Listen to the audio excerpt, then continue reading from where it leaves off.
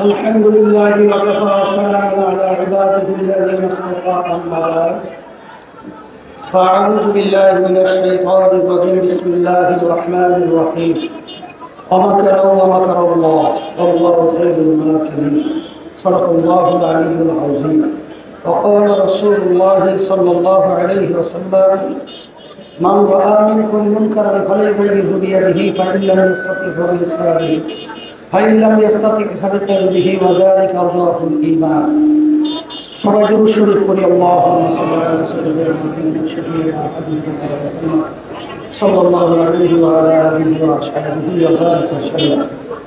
ইসলামী আন্দোলন বাংলাদেশ কেন্দ্রীয় কমিটি কর্তৃক আয়োজিত আজকের এই প্রতিবাদ সভায় আমরা উপস্থিত হতে পেরেছি, শুকরিয়া কারণ করি আলহামদুলিল্লাহ। কথা বেশি লম্বা না বলে সংক্ষেপ বলছি। ইসলামী আন্দোলন বাংলাদেশ প্রতিষ্ঠিত হয়েছে ন্যায়কে প্রতিষ্ঠিত করা, অন্যায়কে ধ্বংস করা, ন্যায়ের পক্ষে অন্যায়ের প্রতিবাদে। আর আপনারা জানেন ইসলামী আন্দোলন বাংলাদেশ প্রতিটা থেকে শুরু করে আল্লাহর রহমতে ন্যায়ের পক্ষে অন্যায়ের প্রতিবাদী আলহামদুলিল্লাহ আমাদের সাধ্য শক্তি অনুযায়ী আমরা চেষ্টা করে যাচ্ছি।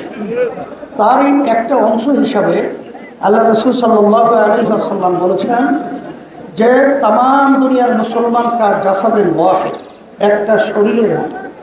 শরীরের যে কোনো জায়গায় আঘাতপ্রাপ্ত হলে যেরকম সর্বত্র তার আঘাতের ব্যথাটা ছড়িয়ে পড়ে, আজকে ফিলিস্তিনের মধ্যে আমাদের মুসলমানদের উপরে, আমার মাদের উপরে, আমার বোনদের উপরে, আমার মায়ের কোলের সন্তানটার উপরে যেভাবে নির্মমভাবে হত্যাযজ্ঞ নির্যাতন পরিচালনা করা হচ্ছে জালেমদের পক্ষ থেকে, ইসরায়েল জালেম। আজকে আশ্চর্য সবচেয়ে বড় হলো যে আজকে আমেরিকা বিভিন্ন সময়ে বিভিন্ন ভালো ভালো মুখরোচক বিভিন্ন স্লোগান কথার মাধ্যমে শান্তি নামে মানবতার পক্ষে বিভিন্ন ধরনের বক্তব্য, তারা সম্পূর্ণ ধোঁকাবাজি, মানুষকে ধোঁকার মধ্যে ফেলিয়ে আসলে ওরাই হলো মূলত সবচেয়ে বড় জালেম, ওরাই হলো সবচেয়ে বড় মানবতা বিরোধী।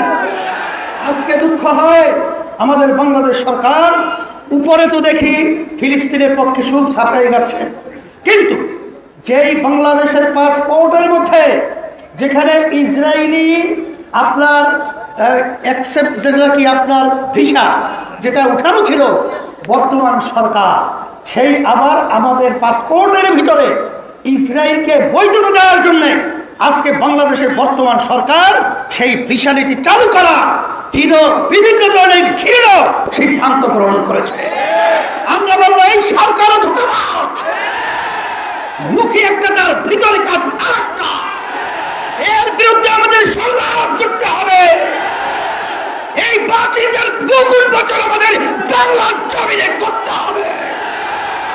অন্যায়ের বিরুদ্ধে আমাদের অবস্থান যদি তৈরি করতে পারি, আল্লাহর রহমতে যখন হক আসবে বাতিল পালাতে বাধ্য হবে।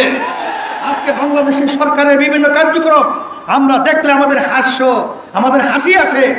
আজকে বিভিন্ন বড় বড় অফিসার যারা বড় দায়িত্ব পালন করেছিল তাদেরকে ক্ষমতায় নিয়েছিল বর্তমান সরকার। আজকে কোন স্বার্থের ব্যাঘাত ঘটছে তা জানি না। আজকে তারা আবার দুর্নীতির বিরুদ্ধে তাদের দুর্নীতি সামনে নিয়ে এসে তাদেরকে বিতর্কিত করে আবার মুখরোচক একটা জনগণকে সান্ত্বনা দেওয়ার জন্য বিভিন্ন প্রক্রিয়া শুরু করেছে। তা আপনি কি আগে জানতেন না যে আগেও দুর্নীতিবাজ, সে ক্ষমতায় গেলে দুর্নীতি করবে? এটাই হলো বাস্তবতা।